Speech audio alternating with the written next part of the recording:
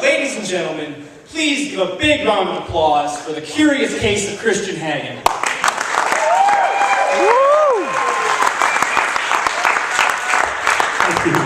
Thank you, you fucking asshole. I'm just kidding. How's it going, everybody? Oh, yeah. I bet you didn't expect to see me again, right? No, that's a surprise. No, give it up for all the other performers tonight. They've been doing really great. It's been a big night for us, so thank you. My name's Christian Hagen. I always like to think of myself as being kind of a badass when I was a kid. You could tell, right? I was a big kid, and when you're the biggest kid in the class, you tend to get blamed for everything. I don't know if I think it's just because they saw me. I think is what it was. They're like, I was the easiest one to spot. But I set the record at my middle school, 6th grade, true story, set the record for the most referrals to the principal's office. In one semester, it was 26. In one, that's 2 quarters for those of you who went through my middle school, and the shitty public education system in general. Anyway, so in order to straighten me out, the school gave me an offer I couldn't refuse. They said, if you can go a whole month without getting in trouble, we will let you pick your reward. Yeah. So of course, a month goes by, and I don't get a single referral to the office, and I am so proud of myself. And keep in mind, the school is letting me pick whatever I want to reward myself for my good behavior. And I chose, and this is true, I recorded a book on tape. My big pat on the back, way to go, Christian. You sit in a huddled room with a tape recorder and a book. It was Frindle. And you read the shit out of that book, and you go home and you be proud of yourself, and you tell your mama. No, I made a book on tape. This is true. And I gave it to my teacher, and I was so proud. It was like, here's what I made, Mrs. Teacher. And she's like, oh, that's nice.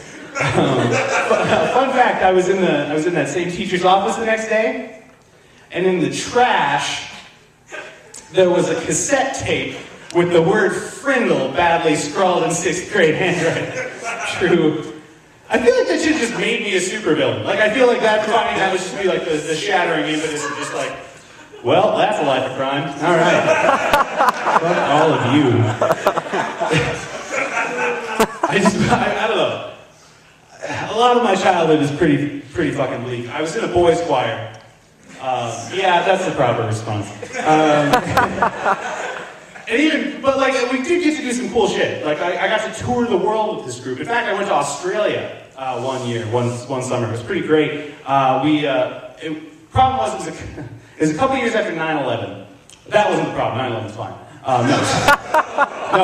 But because it was a couple years after 9/11, everyone was still on their patriotic go, and so we had to wear these. They were basically tracksuits. They were basically like the reject designs for the 1988 Olympics. It was blue pants and then these windbreakers that were red, white, and blue with the stars and stripes down the sleeves, and they were like badly stitched together. And it was and we had to wear them everywhere. It was like a rule. And so one day, me and one of the other kids from this choir were walking down the sidewalk in Sydney, Australia. This is a 100% true story. Walked by this group of teenagers that's huddled around this guy. And this guy's standing in the middle of this group of teenagers with a poorly printed out picture of an American flag that he had clearly just done in the morning. He's like, oh, I'm going to print out a picture of an American flag. Beep, boop. And then, it's a little magenta. Anyway, so he had this printed out shitty ass picture of an American flag, pulls out a lighter, lights it on fire. At that exact moment, me and my friend walk by in our Go America outfits, top to bottom, and we look at them, and they look at us, and in a moment of mutual pathetic disgust, he just goes,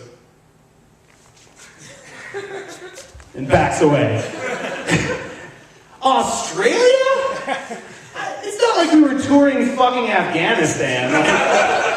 Boy, those singing boys really took Kabul. I mean, at least if we were touring Afghanistan, they probably would have had the decency to get real fucking flags. Like, I feel like they probably don't have Epsons in Kabul. I don't really know how that works.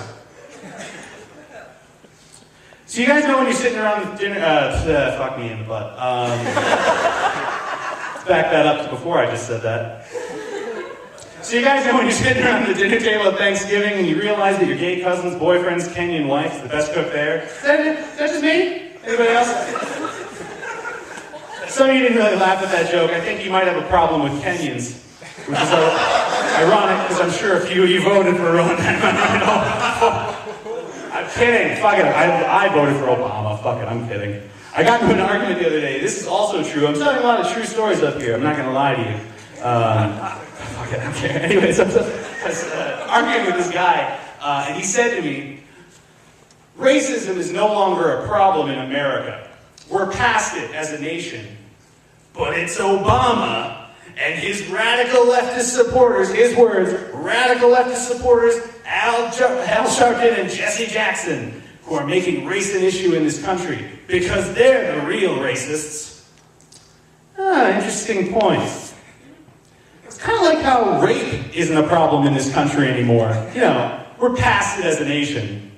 But all these women are like, actually, no, I was raped. And it's like, shut up and let our nation heal, you rapist.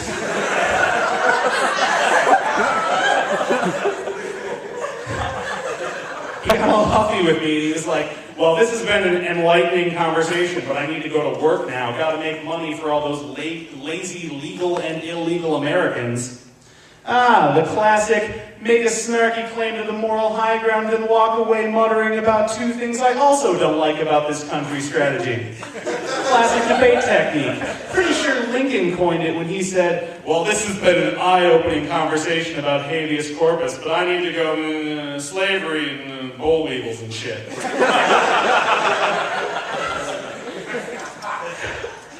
Doing political humor is kind of tough, though, because as a comedian, you want to make fun of the people who have power. You want to make fun of the rich people. You don't want to make fun of the people who don't have money, who are sort of disenfranchised. It's hard. Like Mitt Romney. I have a hard time joking about Mitt Romney because he's having such a hard time in his life, right? Well, you heard he said that he understands the plight of the unemployed American because technically right now he himself is unemployed. That's true.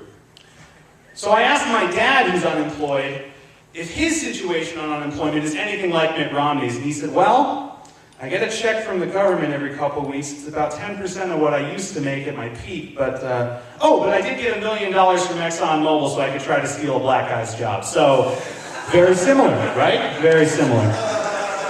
Very similar. My wife is in the audience. Give it up for my wife, everybody. Thank you very much. Clapping for herself. It's wonderful. Asia, she's done a lot for me. She gave me the confidence to do this in the first place, so I really wouldn't be the man I am today without her. Aww. Yeah. So I realized the difference between sucking dick and eating cheddarwurst is just a matter of semantics. It's just like, it's going to be hot, it's going to be tough, the skin's going to be kind of salty. And if you're not ready for it, that first squirt is going right into the gag reflex. It's just same thing. I set Blue Bricks this weekend. Who likes Blue Bricks? Yeah, who likes going down to that brick establishment and getting drunk? Yeah, it's okay, I do too. It's a great place. If you haven't been to Blue Bricks before, here's a sort of typical night. Things you might hear, if you might have heard if you've been there the night that I was there with my friend, you'd hear happy girls going, woo! Shots!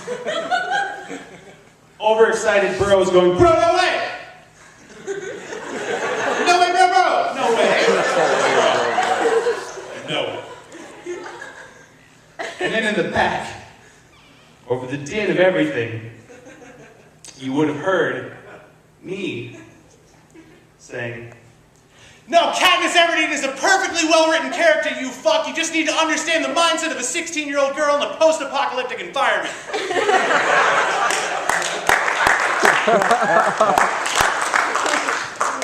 I'm really good at bars, you guys. I've never been good at socializing in bars because everybody dances and shit. And it's like, going to the underground for me is kind of like being molested. I can say that I've molested a lot of people. I'm the expert. So I have been at this school for 5 years. As I said, I'm finally getting the fuck out of here. This school, I'm not going to go on a whole fucking tangent about how, fuck the university and society in general. I was just going to, there's some things about college that are easy to make fun of. Like the freshman 15, you eat too much, you get kind of fat. Freshman 15 wasn't really my problem. It was really the pre-college 280 that kind of fucked my life. That wasn't on the school, really. That was on me. Literally, it's on me.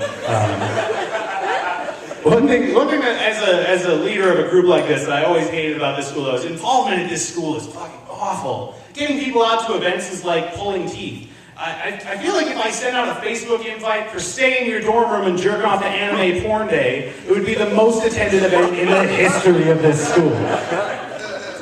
And that event would be brought to you by Impact.